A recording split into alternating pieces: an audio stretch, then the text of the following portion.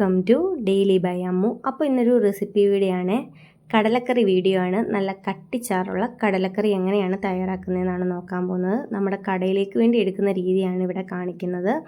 നമ്മൾ തലേന്ന് തന്നെ 10 മണിയാകുമ്പോൾ കടല കുതിരാനായിട്ട് ഇടണം. രാത്രി ഒരു 8 മണിയൊക്കെ ആകുമ്പോഴത്തേക്കും നമ്മൾ ഈ കടല വേവിച്ചിടും. രാവിലെ 6 മണിക്കാണ് ബാക്കി കൂട്ടുകളെല്ലാം ചേർത്ത് നമ്മൾ കടലക്കറി തയ്യാറാക്കാൻ ഭാവിക്കുന്നത്. അപ്പോൾ രാത്രിയിൽ കടല വേവിക്കാനായിട്ട് പോവുകയാണ്. ആവശ്യത്തിനുള്ള വെള്ളം, ഉപ്പ്, കൊച്ചുള്ളി, സവാള ഇത്രയും മാത്രമാണ് ഇടുന്നത്.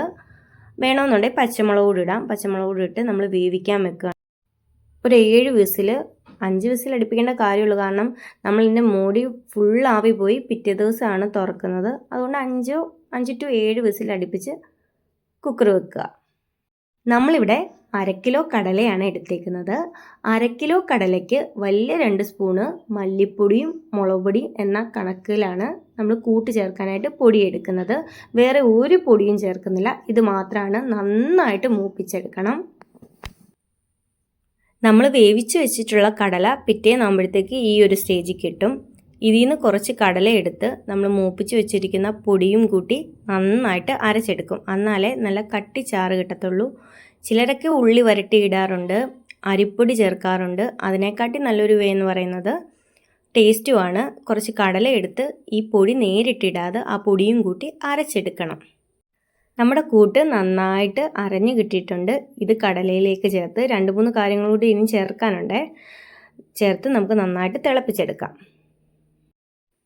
ആവശ്യത്തിനുള്ള വെള്ളം, കുറച്ച് കറിവേപ്പില, ആവശ്യത്തിനുള്ള ഉലുവാപ്പൊടി,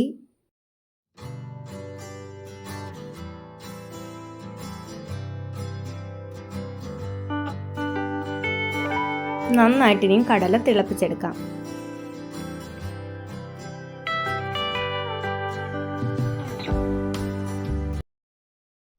അപ്പോൾ കടലക്കറി റെഡിയായി കിട്ടിയിട്ടുണ്ട്. അതിലേക്ക് സവാളയും കറിവേപ്പിലയും മൂപ്പിച്ചതോടി ചേർത്ത് ഇളക്കി കൊടുക്കുന്നുണ്ട്.